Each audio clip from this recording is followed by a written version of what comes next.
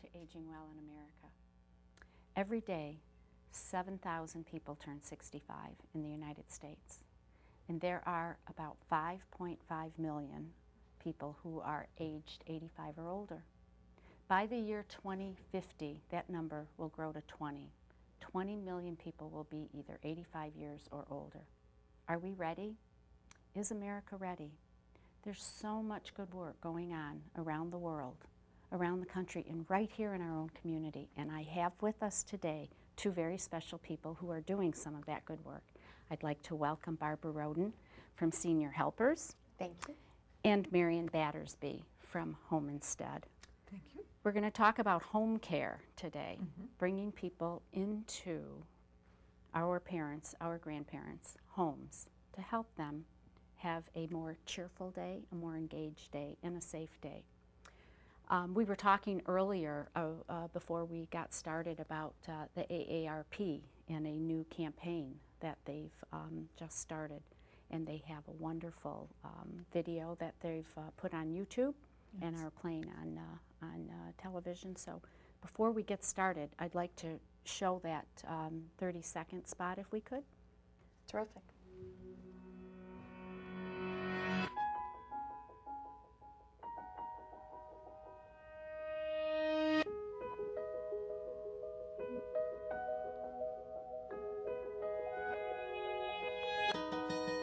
For those dealing with the daily struggles of caring for a loved one, we hear you. That's why AARP created a community with experts and other caregivers to help us better care for ourselves and the ones we love. Pretty powerful. Very much so. Marian, what does that little spot say to you? What's going on there? Well, it says to me that there's a lot of individuals out there that are trying to manage possibly families and also aging parents and caught in the middle. And they are reaching the point where they are getting ready to implode. Literally. Literally. It's a severe strain. It's happening more and more. The senior population, as you said, Anne Marie, is aging. The oldest old, as they say, are growing continuously. It's probably the largest segment of the population in the U.S. that's growing the fastest right now because people are living longer. And so there are concerns. Children, loved ones are seeing their seniors live for a longer period of time and having more needs. And not knowing where to go, where to turn. Barbara, we talk a lot about what we do. Senior Helpers, Home Instead, and of course I have an agency, BrightStar Care, also in the area. Companion care, personal care. Often our families will call us or interested consumers and ask about what they think they need in terms of personal care, helping with activities of daily living, primarily the personal ones, right? Bathing and dressing and hygiene and so forth. But there's so much more to it than helping with those kinds of basic needs, which is, of course, companion care.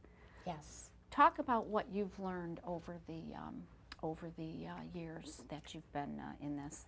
What I find is so often the families will call us at the point that there's an immediate need, as you mentioned, with that personal care. They wait until someone has fallen and then needs help when they return home to regain their independence, instead of trying to have somebody to come in the home earlier on and be helping mom or dad at home, ensuring that they're getting in and out of the shower safely, ensuring that they're fixing meals and eating good healthy meals, getting them out and socializing more, taking them to places that they used to go, so that before there's that emergency and the real need for more personal care, it's bringing someone in to provide them their companionship early on. And it helps them to live a much longer life that's productive, and they feel as though they're still engaged with the community. Yesterday I met with a family who, she's been married 59 years and her husband is in his last days of his life. And the son turned to me and said, "It's no longer about Dad, I'm concerned about my mom. And after the funeral, I want you to come in and be sure my mom is eating, taking her medicines, and take her out." And so it's engaging earlier on That's to a be sure someone can very live happily. insightful son, isn't it? Absolutely. The woman's lucky to have him. Yes. Right. Marian, you spoke about some research that Home Instead did about elderly eating alone and the companionship. Tell us what that found. That was fascinating. Well, the research that was conducted by Home Instead, they did, I think, 600 or so interviews with family members and seniors, and they found that over 76% of those individuals ate alone. The implications are many for a senior eating by themselves. Number one, you've got them isolated, which leads to depression. You might have an individual that is taking medications and they're either supposed to take them prior to eating or with food. 2/3 of the seniors that were polled said actually if they are eating with a family member or friend, they take twice as long because of such a huge part of that is companionship. And 20% of the people polled said that the reason they didn't have anybody to come because their family and friends were not able to do so.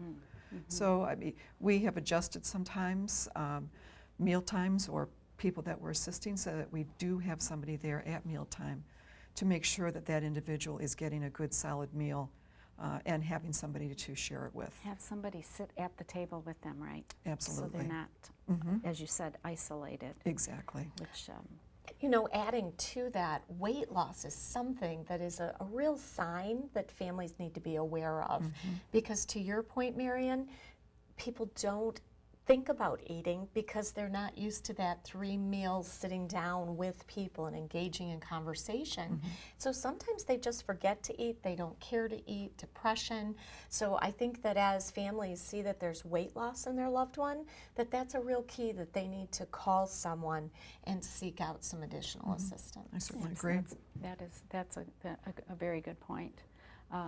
For us, I know you've gone through some personal experience as well, which is how many of us get into this. Yes. My sisters and I, our first the first thing we noticed was pills on the floor, because my parents were always being Italian, big cooks, always had lots of food going. But the pills on the floor was one of the big, the first red flag that we saw. When we talk about companion care and having adult children, you know, on the case as it is, the families, the members themselves, the adult children, the daughters, the sons, they are often so hurried themselves that they're kind of sneaking off from work maybe to make an appointment, a doctor's appointment, and then taking them back. So they're really not spending, they're not able to be the child Right. visiting. And yet there's still resistance often by the elderly saying, I don't need help, I'm fine. They don't want to be a burden. They don't want to be a burden. So what are some good tips you might have for adult children to try to turn that corner, turn that mindset around?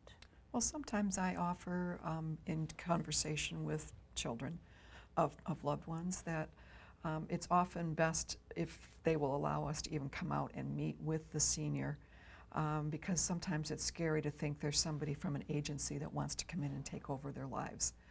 So if they will let us come out and just have a nice conversation, it kind of plants the seed for, you know, that we're here to help. And oftentimes we do start jobs out slower to establish a relationship with that person. And as their needs grow, then that service can be increased. Sure.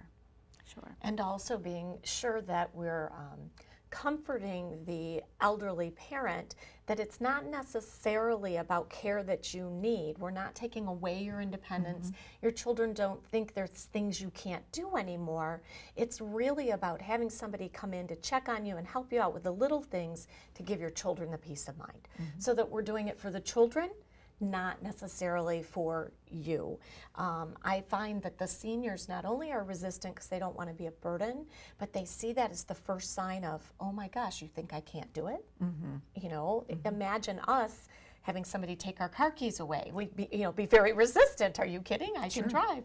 So I think it's about reassuring them that your kids still think you're fine, you're able to do everything, but wouldn't it be nice to have somebody come in and change that light bulb in the kitchen and go down in the basement and throw your laundry in, or scrub the floor so you don't have to, take the garbage out, and then your kids can come over and just be kids, and they can come over and just visit. Yeah, yeah. It's a very, very emotional time when you get to that decision-making point where you are, in fact, going to have somebody come in. Yes. And come into your home. I mean, it's a very intimate Yes. event, Right. really, whether it's personal or more companion care. It's still because the relationship that is growing often is one that, again, either the adult child or the elderly person thinks they should be having with their own child, right? Or even their spouse, if one is more able than the other. And making room for this stranger in your house is very, very emotional. You've been through it yourself, Marian. I have. if you're- As I was saying earlier, I'm one of 7 daughters. And when my mom passed away in 2007, she left behind Ivor, who I thought would be the most easy parent and turned out to be the biggest challenge. We went through 2.5 years of severe depression and anxiety. And he finally decided, after wearing all 7 of us out, and literally I experienced the people that can't contribute as much, the people that won't necessarily contribute as much. So we lived through it. And today I'm happy to say he's up and doing very well. Oh, wonderful. And enjoying his great-grandchildren. Oh, So, how wonderful. but it did take a long time to get him to that point, Sure, and a lot sure. of work. Sure. Does he have care in his home? He has us right now. Yeah. At one point we did have care because we were trying to maintain our jobs, and I had a sister who had 2 diabetic children, and there were Yes. people that you just couldn't Right. expect them to contribute. Yes. So we all did what we could, and everybody's getting along fine. Oh, that's wonderful. That's a nice happy ending. Yeah, absolutely. I know I was the daughter in that in that spot we just saw, that video, the one driving. Wants to scream. Usually. Oh heavens! I have 4 sisters. One, however, is in California. So there were 4 adult daughters here taking care of both of my parents for a period of time. Same thing. They wore us out. That's a nice way, a nice way to put it. But even with that, we still called on family, and we did hire care from senior helpers. As a matter of fact, it was before I started BrightStar, and even with that, the responsibility is just overbearing. Yes. I had a reader write to me in response to one of my blogs about being at that same point in his life, and he said, taking care of an elderly parent blots out the rest of the horizon of your That's life. true. Interesting. And for a period of time, it's like you see What's nothing. your focus? So unless you're at that point, and let's face it, if we're not, We'll be most of there. us will be there, or we know somebody who is. So And it takes a toll on someone's health that's trying to deal with that situation. that's It right. takes a toll on their own personal relationships, and it also takes a toll if their employment. You mentioned earlier, Anne Marie, somebody needing to sneak out to get somebody to an appointment, and there's a lot of people that are having to deal with that as well.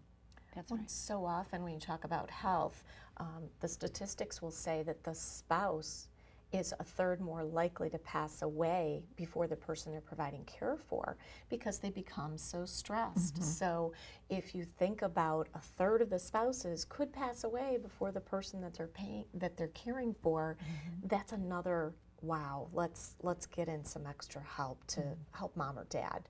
It's stressful, as you mentioned, with your own families. Sure. Yeah, yeah. Sometimes home care just really isn't the place or isn't the solution, and staying at home is not the right decision for this for a particular family. And I'm sure you've come to that realization, and then you've helped families then go on from there. Do you have a couple of Absolutely. examples? When someone calls our office, we certainly tell them about our services, and yet we want to be a resource to what other options are available. So some families just don't feel comfortable bringing somebody into their home.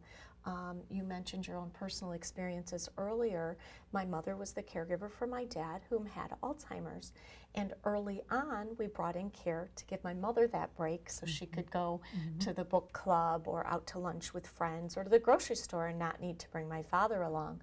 However, as his disease progressed and he was at the point of needing 24-hour care, he became incontinent. Her choice, so I learned personally, was I don't want someone in my home 24 hours a day.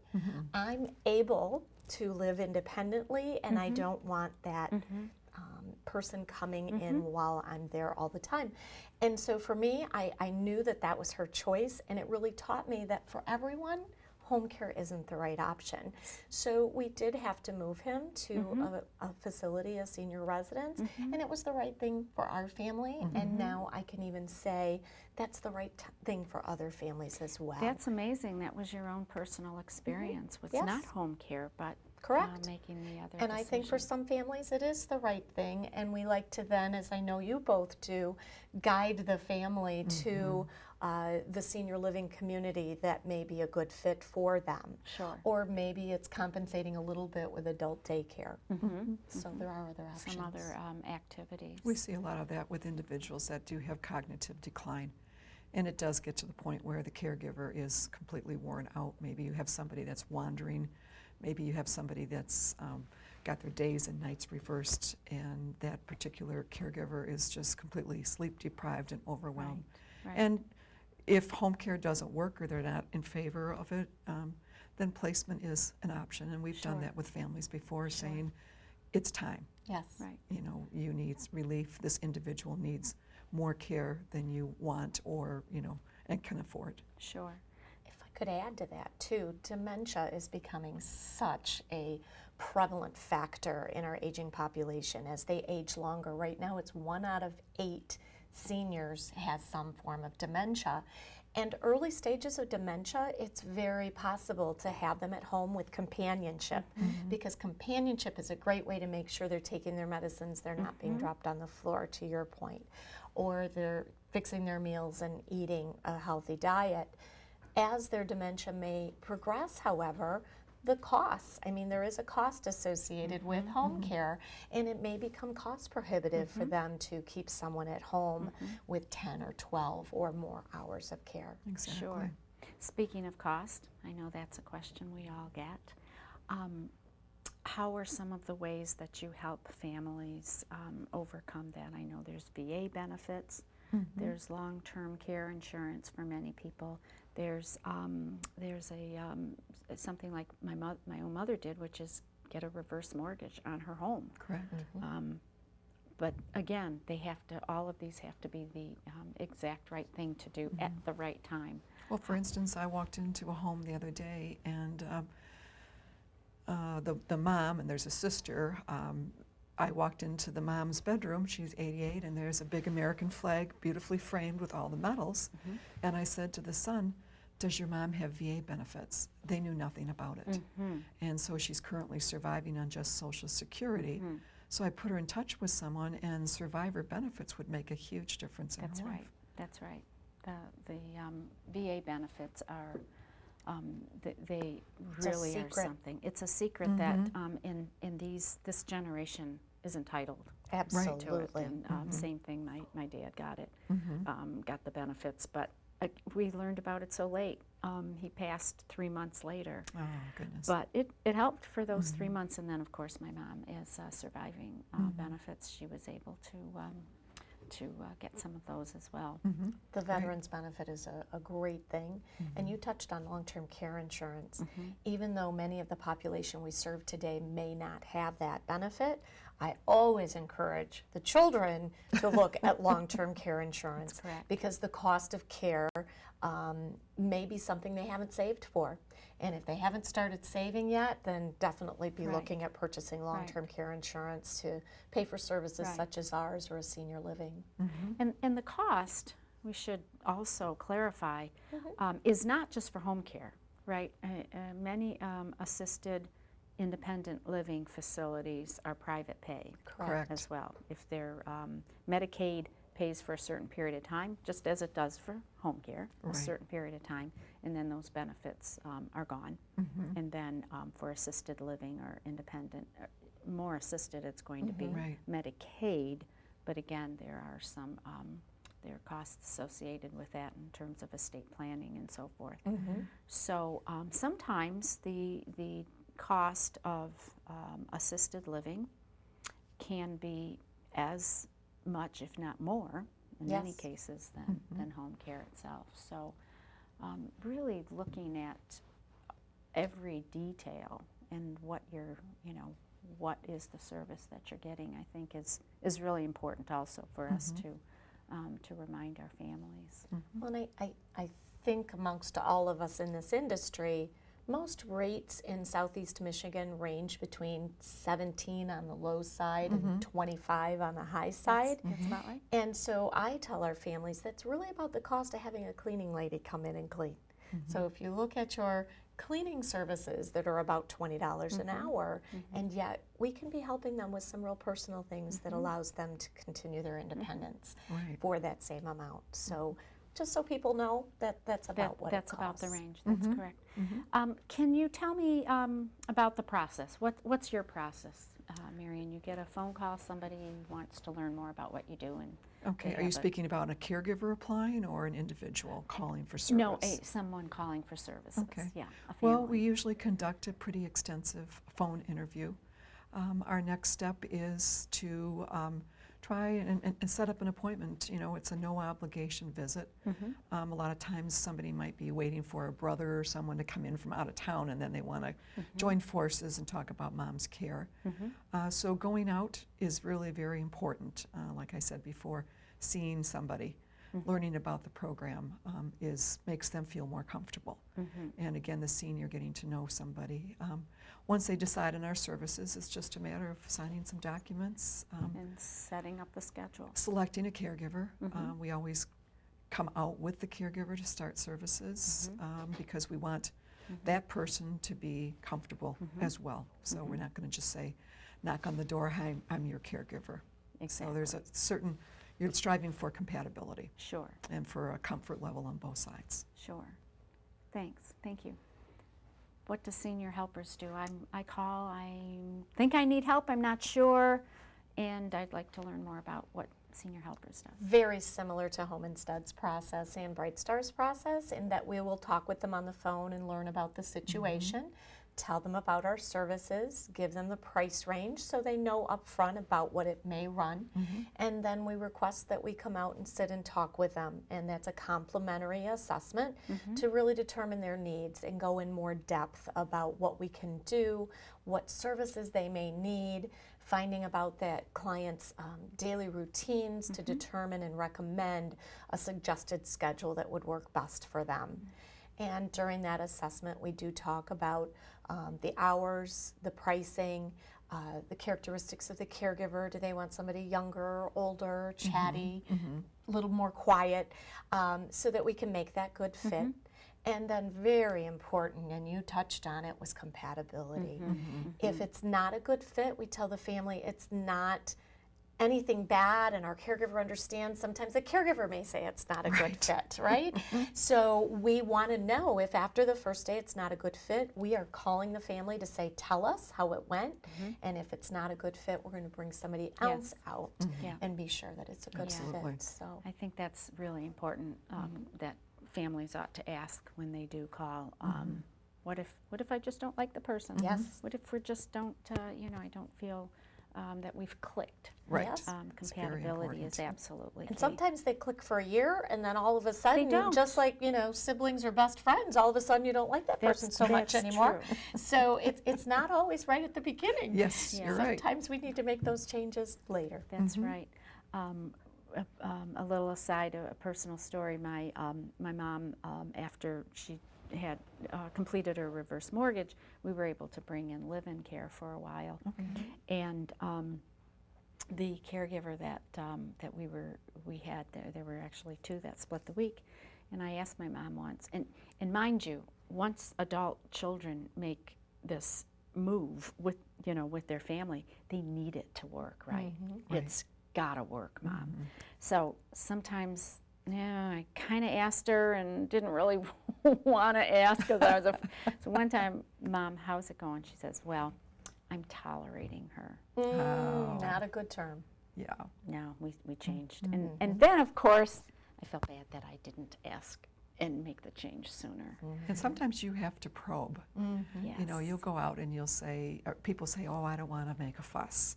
And so you have to sit down with them and say, I hear the hesitation in your voice. Yes. And I really want you to tell me exactly how you're feeling. Yes. And I've had a few clients that have done that. And so I say, well, what I'm hearing from you is that you need somebody different. Yes. Yeah. And often they say, I don't want to get the person in trouble. Right. They're Oh, a nice yes. young woman or a nice young man. I don't want to get them in trouble. And that's, again, our job to make sure, as you said, Marian, that they understand this is about them, Right. and the caregiver will not be in trouble.